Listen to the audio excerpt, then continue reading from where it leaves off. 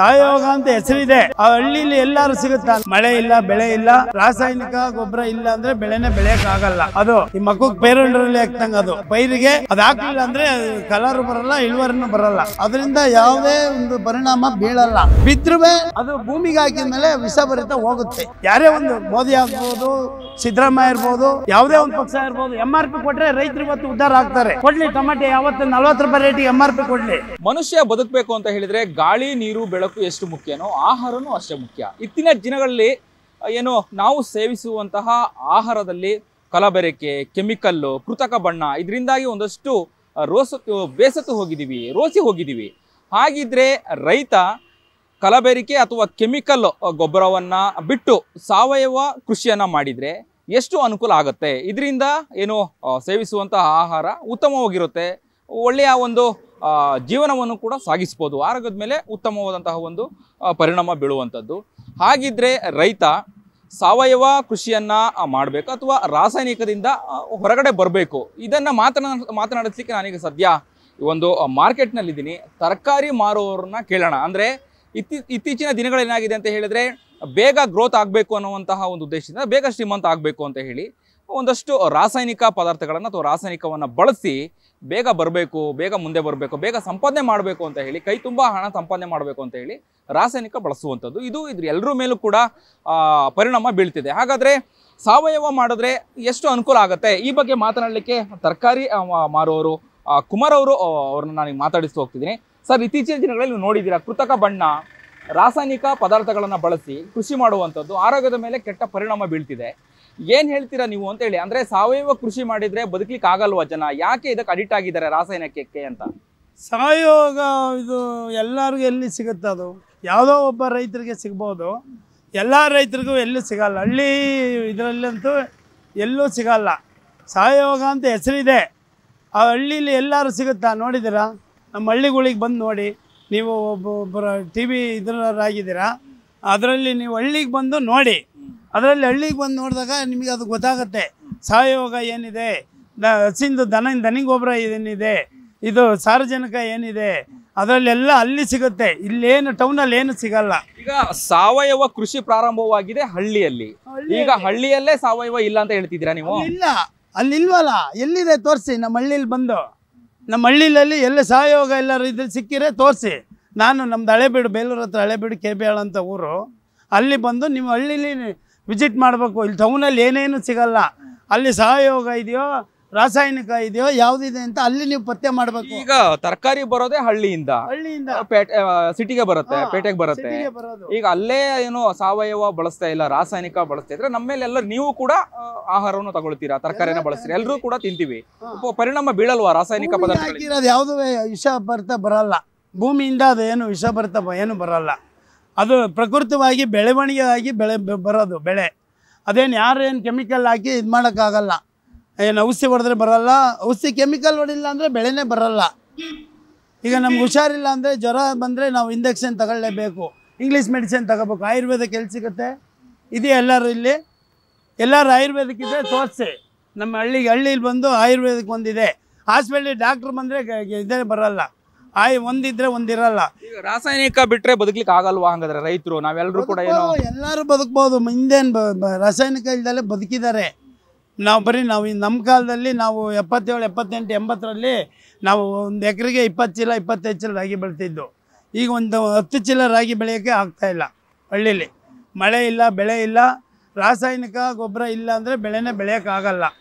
ಅದು ಈ ಮಕ್ಕಳು ಪೇರೊಂಡ್ರಲ್ಲಿ ಹಾಕ್ತಂಗೆ ಅದು ಗಿಡ ಇದು ಪೈರಿಗೆ ಅದು ಹಾಕ್ಲಿಲ್ಲ ಅಂದರೆ ಕಲರ್ ಬರಲ್ಲ, ಇಳುವರಿನೂ ಬರಲ್ಲ. ಅದು ಹಾಕ್ಲಿಲ್ಲ ಅಂದರೆ ಸಾವಯವ ಗೊಬ್ಬರ ಎಲ್ಲೂ ಸಿಗಲ್ಲ ಜನಕ್ಕೆ.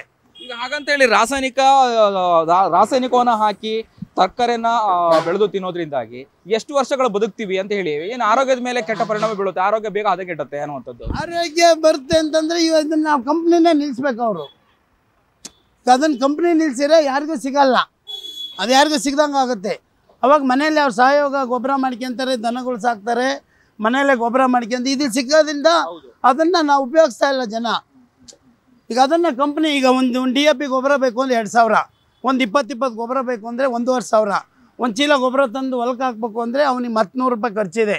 ಅವ್ನು ಏರ್ಕೊಂಬರ್ಬೇಕು, ಬಾಡಿಗೆ ಕೊಡಬೇಕು, ಆಟೋಕ್ಕೆ ಬಾಡಿಗೆ ಕೊಡಬೇಕು, ಹೊಲಕ್ಕೆ ತಗೊಂಡೋಗಿ ಉಗ್ಗಬೇಕು, ಮಳೆ ಬಂದರೆ ಉಗ್ಗಬೇಕು, ಮಳೆ ಬರಲ್ಲ ಅಂದರೆ ಅದನ್ನು ಹಂಗೆ ಇಡಬೇಕಾಗತ್ತೆ. ಅದರಿಂದ ಯಾವುದೇ ಒಂದು ಪರಿಣಾಮ ಬೀಳಲ್ಲ.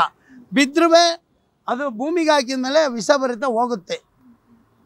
ಈಗ ನಮ್ಗೆ ಹಾವು ಕಡಿದ್ರೆ ನಮ್ಗೆ ವಿಷ ಸೇರುತ್ತೆ. ನೆಲಕ್ಕೆ ಭೂಮಿ ಬಿಟ್ಟರೆ ಅವು ವಿಷ ಬರುತ್ತಾ? ಬರಲ್ಲ, ಯಾವ ಕಾರಣಕ್ಕೂ ಅದು ಬರಲ್ಲ. ಅದರಿಂದ ಎಲ್ಲ ಕೆಮಿಕಲ್ಲು ಇರಲೇಬೇಕು. ಒಂದು ಹುಳ ಕ್ರಿಮಿನಾಶಕ ಬರಲಿಲ್ಲ ಅಂದರೆ ಅದು ಟೊಮೆಟೊ ಬರಲ್ಲ. ಎಲ್ಲದು ದನಿ ಗೊಬ್ಬರನೂ ಹಾಕ್ತಾರೆ ಟೊಮೆಟೊಕ್ಕೆ. ಟೊಮೆಟೊ ಇವತ್ತು ರೈತ ಬೆಳೆದಿರೋದಕ್ಕೆ ಇವತ್ತು MRP ರೇಟ್ ಕೊಡ್ತಾರಾ ಗೌರ್ಮೆಂಟು? ಯಾವುದೇ ಒಂದು ಕಂಪ್ನಿದ ತಗೊಂಡ್ರೆ, ಒಂದು ಸೋಪ್ ತಗೊಂಡ್ರೆ MRP ರೇಟು, ಒಂದು ಬ್ರ್ಯಾಂಡ್ ಅಂಗಡಿ ತಗೊಂಡ್ರೆ MRP ರೇಟು. ಅದೇ ಟೊಮೆಟೊ ಬೆಳೀತಾರೆ ರೈತರು, ಅದಕ್ಕೆ MRP ರೇಟ್ ಕೊಡ್ತಾರಾ? ಒಂದು ಇದು ಸೋರೆಕಾಯಿ ಬೆಳೀತಾನೆ ರೈತ, 10 ರೂಪಾಯಿಗೆ ಅವನಿಗೆ ಸಿಕ್ಕಿಲ್ಲ, ಇದಕ್ಕೆ MRP ಕೊಡ್ತಾರಾ ರೈತರು? ರೈತರು MRP ಕೊಟ್ಟಿದ್ದಾರೆ ಯಾವ್ದಾರು? ನೀರುಳ್ಳಿ ಬೆಳೆದಾರೆ MRP ಕೊಡ್ತಾರಾ?